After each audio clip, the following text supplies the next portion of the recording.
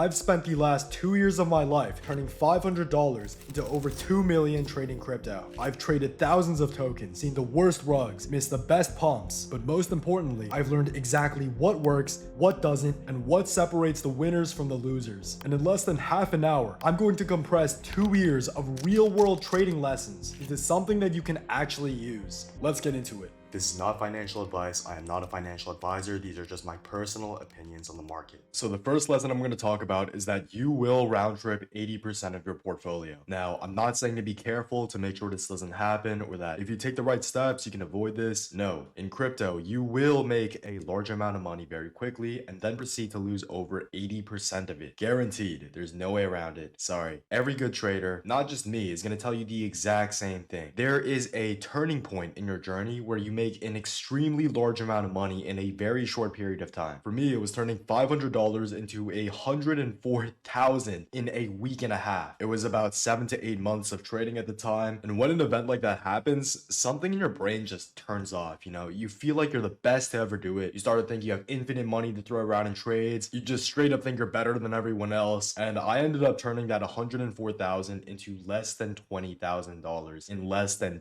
2 months. And the second I hit that six-figure mark, all my risk management was gone. My discipline, gone. That trading filter that I had, gone. You think you're on top of the world until you get sent back to the ground. But here's the most important part. You can round trip your portfolio, but you're not going to round trip the experience that you gain on the way up. A little generic, I know, but crypto is all about pattern recognition. And whatever you learn to reach that first point of profit is what sets the foundation for your next run. That first big loss is not an end. It's a reset, right? The key is to stop mourning the money. Money is so easy to make in this space. You can literally pull it out of your ass. But the knowledge you get every single time you earn a little bit, even when you lose, is what creates the path towards generational wealth. So just to sum everything up, if you did it before, you can do it again. And that single statement was what brought me out of that depressive state that I was in after I lost the 6 figures. But once you've been humbled like that, once you watch your 6-figure portfolio bleed out in real time, you start to realize something. Maybe you weren't as good as you thought, because what you thought was skill might have just been a hot market carrying you. And that brings me to the next lesson. Don't mistake good market conditions for skill. The first time you make serious money in crypto, like I said, you're going to think you're a genius, like you know more than everybody else. But chances are you were just lucky to be trading during good market conditions. For me, that run from $500 to $104,000 was during May and June 2024, when the market was extremely hot. I remember I was calling it Giga May and Giga June. Of course, the knowledge and experience I gained from trading sometimes 18 hours a day at that point, locked up in my basement for months before that, helped, but I admit that the high volume market had a big part. Same thing for my run from when I ran it up to $300,000 in September to 1.2 million in December. That was when AI coins were extremely hot, a ton of liquidity was injected to the market, and the skills I learned to that point had a lot to do with it because I needed to recognize what was still valuable in that market in the first place. But the reason I was able to capitalize so much was because of how much liquidity was there and how high the ceilings for these new coins were. When I first traded the same way I did in high volume market conditions on that run to 104,000 during poor conditions, I remember the market crashed because of war news, less coins were bonding, ceilings were lower, overall liquidity was down. I got completely washed because I had that same risk off attitude, and that's the key. It's your job to recognize when the market is hot and when to be risk on versus risk off. That is still a skill. You don't size heavy into new pairs when volume dries up. You bid historically stronger coins that have a higher chance of returning when liquidity comes back. A perfect example to demonstrate that is this coin here, Joe. This was one of the coins that saved my portfolio after it got nuked that first time. Even on that market retrace, Joe was one of the strongest coins on the entire ETH chain and was outperforming almost every other cold coin at the time. You could look at coins like Chomp,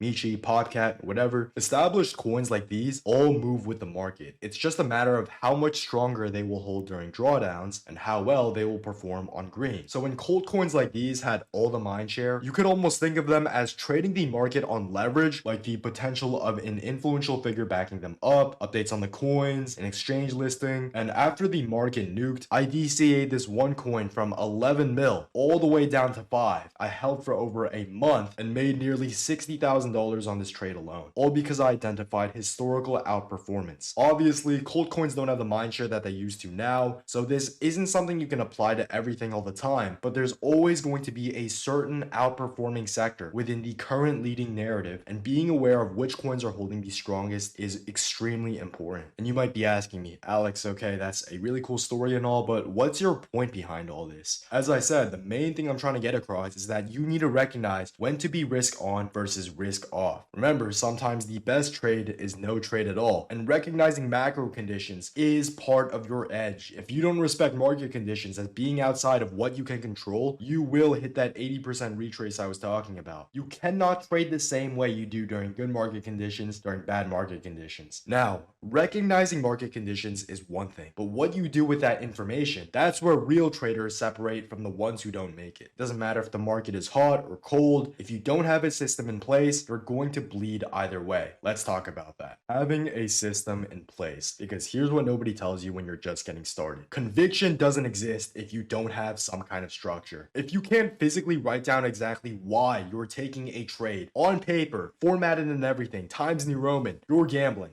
Full stop. Every single profitable trader I know has a structured system in place. It could be more technical, tracking insider wallets, researching SolScan for hours, and only buying in when they have all of them lined up, or intuition based, backed by thousands of hours of staring at what works and what doesn't. But the key similarity in all of this is that it's always repeatable. That's what makes it a system. For me, it started off pretty chaotic. I was just in a Telegram group, hopping into whatever coins were called out and just reacting instead of thinking about what was going on. But when I started building my own rules, my very own conviction, everything changed. And I call that the alpha filter. It's pretty simple. Number one, evaluate the market conditions. As I stated before, you need to know whether the market is risk on or risk off, because that's going to determine how much capital I'm going to risk, whether I can bid on weaker narratives and still make profit, and give a clearer idea of what the ceilings on the coins I'm trading are going to be. And to add to that, you also need to figure out what the leading narrative in the market is. What is the headline? Anything aligned to it is going to perform much better. For example, when AI was exploding back in October to December because of Go, even these shitter AI coins with poor tech and not much of a background could hit a few million market cap. You could make tens of thousands on a coin like that. So everything simplified, how is macro and what does the market currently like? You can observe this by simply seeing how many coins are migrating on Axiom, what market cap have recent coins been going to, news on macro, and to see what the market likes, what are the coins leading in market cap right now. The pump fund coin has taken a lot of the mindshare back from Bonk. Literally not even a month before recording this, the only coins you would see on the market would be Bonk coins. So back then, Bonk was the leading narrative. You had coins like Useless and Icon leading the market, and now all the attention has rotated back into pump fund. Remember, crypto is an attention market. You always need to be aware of what's popular right now. And that leads me into step number two, valuing the narrative of the coin. What is the story that the coin is about? Is it a meme, piece of utility, or culture? How viral do I see the story going based off how easily the thesis behind it is understood and spread? Is there a competent team behind it, which I can gauge off previous accomplishments like a previous business exit, or numerical stats like revenue on previous projects that I can reflect on the coin with? You're looking to see what about the coin is actually going to garner attention. And you really want to dial in on these higher quality narratives. And as a result, nearly every coin I buy with the intention of at least getting a 3x. For step number three, I need to spot the inefficiency to actually make money. Where is the attention lagging behind in price? If I see a coin with an extremely strong background that I know is going to get attention, like the developer of the coin earning millions in revenue on a previous business venture, or he's associated with an influential institution in crypto or finance, and the coin is only at a couple 100K market cap, that's a market inefficiency. Those steps are how I caught Videocoin back in November. I noticed there was a huge focus on tech coins during the time, and that the market was very high in volume. And I already told you guys about how the utility sector in crypto was exploding because of Go. So this was clearly a risk-off environment. Ceilings on these coins were extremely high, and that was when I stumbled on Videocoin on Twitter. They had an official app already for Dracula, and they announced that Videocoin at the time was going to actually have utility there, as well as extremely high quality mutuals. Paradigm, for example, only follows 128 accounts, many of which are projects that have gone to hundreds of millions and billions in market cap. So they clearly don't follow everyone. So you have a coin with tons of work behind it because they've been developing an app and also an extremely strong potential background that has ran up coins to hundreds of millions and billions in market cap. And you can see Videocoin was sitting at not even a few 100K for days. That right there is an inefficiency, my friend. And because I was able to value this narrative early through that alpha filter, I was able to make 36.8 ETH on this wallet,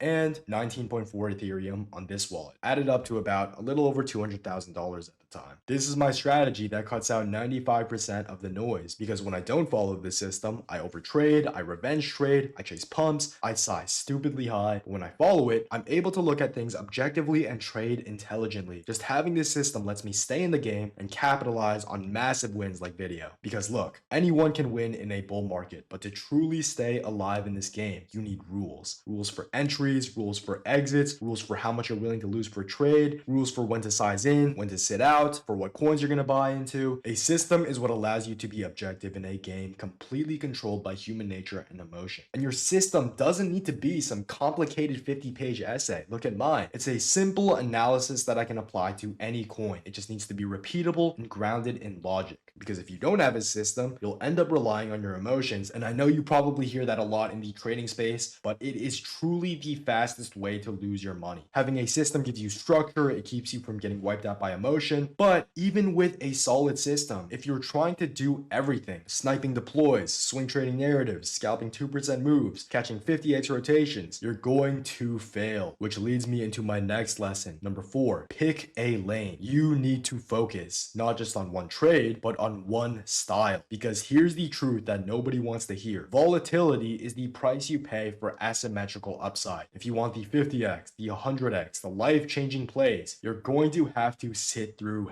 hell. You will watch a coin go down 50, 60, 70%, and you will need to hold if your thesis is still intact. That takes conviction, focus, experience, and if you are not built for that, if every dip just makes you shake in your boots and you're watching the chart every 10 seconds just praying it makes a move, then you shouldn't be swinging big plays. You should be scalping. It's not something I like to recommend because it teaches you bad habits about playing narratives, but there are people who make a significant amount of money like that because that's what they're good at. Smaller moves, controlled risks, faster exits. There's nothing wrong with that if that's your game. There are traders like Cupsy who have an average hold time of only a few seconds, and he's one of the most successful traders in the entire space. But what you can't do is try to do both. Only the very best can identify and have the conviction to hold stronger narratives and trade that intraday volatility. And if you're watching this video, you're probably not there yet. So you need to get great at one thing first, whether it's building swing setups off narrative rotations or scalping new pairs for small percent profits. Pick your lane, master it. If you are not great at one thing, you will not last in this game, especially if you're new. You're competing against people who have years of experience and hundreds of thousands to millions of dollars in profit extracted from people just like you. Let me be honest, trading is not a niche for the weak. When I first started, I wanted to do it all. Catch meme coins early, buy the swing, exit perfectly, buy the dip, and then hold long term with scalps on every single trade in between, and then size into runners. It never worked. My focus was split, and I lost way more than I made until I said, let me just get extremely good at one thing. For me, that meant building an edge around on-chain momentum on new pairs. I would snipe new coins with narratives that were in line with the current leading narrative and never hold past that first day. I was a trencher, and that was what I was best at, trading these new pairs. I almost never sized into any coins and traded only with a small amount of initial capital, even though I had much more money to play with. And it worked because I wasn't reacting to the market, I was playing my own game. So ask yourself right now, what is your game? Are you a new pair scalper, a sized conviction holder? Pick something, own it, master it. And only when I got extremely good at my own style and picked up that intuition to know what worked and what didn't, did I try diversifying. And until you're up there with the best, stick to your own lane. And once you've picked your game, whether it's sniping, scalping, swinging, the next question is, are you doing it alone? Because I promise you, the people making real money in this space are always part of something bigger. Let's talk about that next. Let me say this as clearly as possible. You will never make it big in this game by yourself. Even on my first real breakout, when I turned $500 into $104,000 in a week and a half, I wasn't alone. I was locked in voice chat with my closest friend, sometimes for 18 hours a day. We were watching deploys together, calling entries and exits in real time, and bouncing insights off each other. The same thing when I ran it from 300,000 to 1.2 million. I was in a very tight circle of traders every day, all day, tracking wallets, looking for rotations, giving alpha to each other, and these weren't just casual group chats. These were private FNFs built on high trust and high performance. Because the truth is, this market does not reward these lone alpha wolves. It rewards people with networks, people who are part of a system that multiplies prioritize information, speed, and execution. Remember, you're not playing against other retail traders anymore. You're playing against whale groups, private discords, FNFs, cabals, and if you're trying to do this solo, you're not in the game, you're the exit liquidity. Even if you're good, your emotions are going to catch up to you like they did with me. There's going to be drawdowns. There's going to be days where you can't see clearly, and that's when your group is going to step in. They're going to keep you level, they're going to keep you from over trading, and they're going to keep you moving forward. I have never met a single 7-figure plus trader who wasn't deeply networked. Not a single one. They might say they took this journey alone, but I guarantee you they had someone on their path up, a mentor, a group, a friend that contributed greatly to their success. And this is why networking is your highest leverage skill in crypto. Way more than technical analysis, way more than fundamentals, way more than anything else. I know people who are terrible traders, but just because they're in the right circle and they're just getting fed alpha, they're the ones winning in this market, because a signal good connection can change your trajectory overnight. I have seen it so many times. But here's the thing, you can't just be that one weirdo that's lurking and not providing anything. You have to bring value. Help people track wallets, share narratives early, drop contract addresses, ask good questions. The more you give, the more you're gonna get. And that's how you earn yourself a valuable network. If you're listening to all this and thinking, damn, I need that circle, I need the voice chats, the calls, the accountability, the structure, the real-time alpha, I've got good news. Inside the Fortune Inner Circle, we've built that exact system. You're not just joining some Telegram group and hoping for some signals, you're stepping into a real trading environment. Meetings on the market, current conditions, and how to handle them moving forward. Private threads, live breakdowns, exclusive calls like our current 43x on AOL, and one-on-one access to people who have actually done this over and over again. You'll get direct mentorship from me and the team, no gatekeeping. We'll help you build your system, refine your edge, and find what you should be focusing on. Because that's the difference between guessing and scaling. And if you want a chance at getting results like Bayside, who's 15 years old and scaled a few $100 portfolio to 300,000, or Bobby Chang, who didn't know a single thing about Memecoins not even a month ago, and just recently made $7,100 profit, and you're serious about taking your journey to the next level, apply in the description down below. But you've got the blueprints now, the hard truths, the mindsets, the strategy,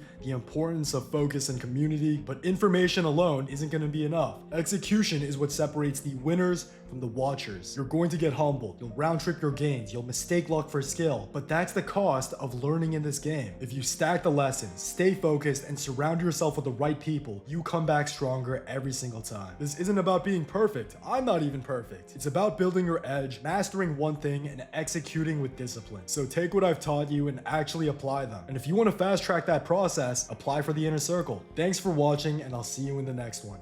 Peace.